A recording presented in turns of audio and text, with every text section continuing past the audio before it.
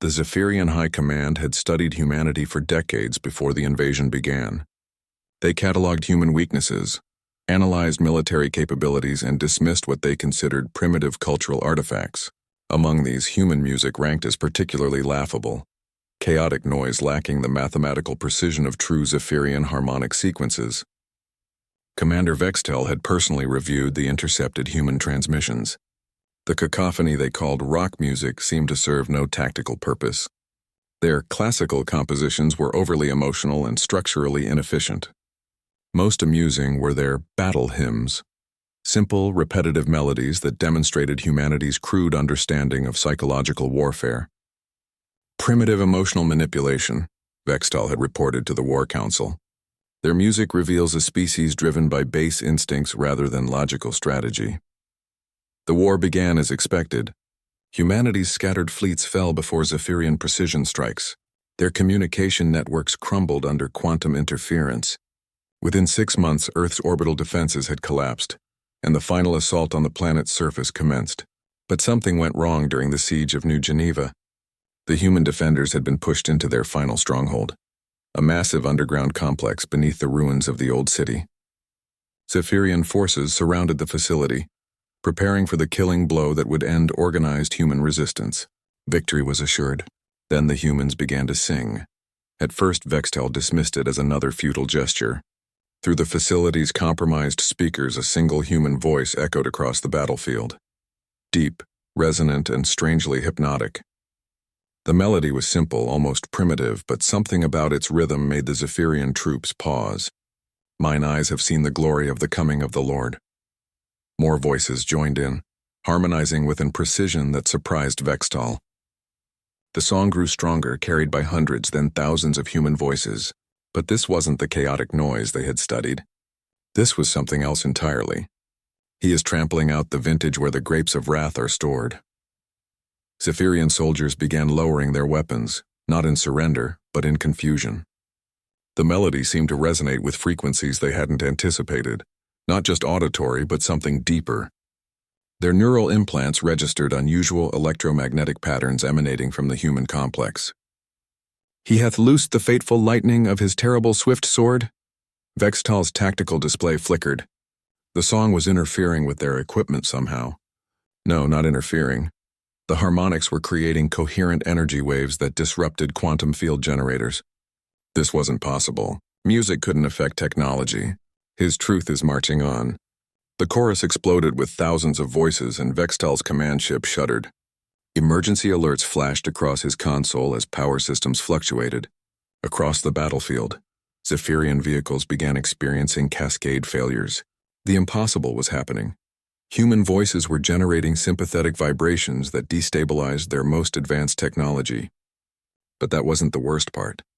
As the song continued, Vextel began to understand its true purpose. This wasn't just psychological warfare or accidental technological disruption. The humans had weaponized something far more dangerous than sound waves. They had weaponized unity. Through the complex's surveillance feeds, Vextel watched human soldiers moving with impossible coordination. They weren't following orders or tactical protocols. They were moving as one organism, their actions synchronized by the rhythm of their battle song. Every step, every breath, every heartbeat aligned with the melody that thundered from their throats. The Zephyrians had always prided themselves on logical cooperation, each individual functioning as a component in a greater machine. But what they witnessed now was something beyond logic. It was synchronization at a cellular level, harmony that transcended individual consciousness. In the beauty of the lilies, Christ was born across the sea. More songs began echoing from human positions across the planet. La Marseillaise rose from the ruins of Paris. Flower of Scotland thundered from Edinburgh's ashes. Kimigayo whispered hauntingly from Tokyo's underground shelters. Each melody was different, yet they all shared that same impossible quality, the ability to bind human consciousness into something greater than the sum of its parts. Vextel's worst fears were confirmed when intercepted communications revealed the truth. The humans weren't singing for morale. They were singing to coordinate a planet-wide counterattack that no tactical computer could have orchestrated. Every human on Earth was moving to the same rhythm, following patterns encoded in melodies passed down through generations. The Zephyrian fleet found itself facing an enemy they had never encountered before, an entire species functioning as a single, harmonized weapon. Human soldiers charged fusion cannons while singing death ballads. Pilots flew suicide missions while humming lullabies. Engineers sabotaged Zephyrian installations while whistling work songs. And through it all, the music played. As he died to make men holy, let us die to make men free.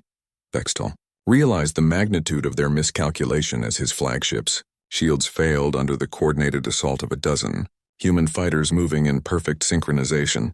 The Zephyrians had studied human music as mere noise, failing to recognize it for what it truly was, a technology for binding consciousness itself.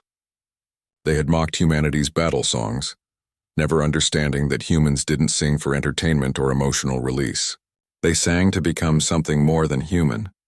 While God is marching on, the final chorus shook the very foundations of New Geneva as human forces erupted from their stronghold. But they weren't just soldiers anymore. They were instruments in a symphony of war, each playing their part in a composition written in blood and sacrifice. Vextal transmitted the surrender order as his ship plummeted toward Earth's surface.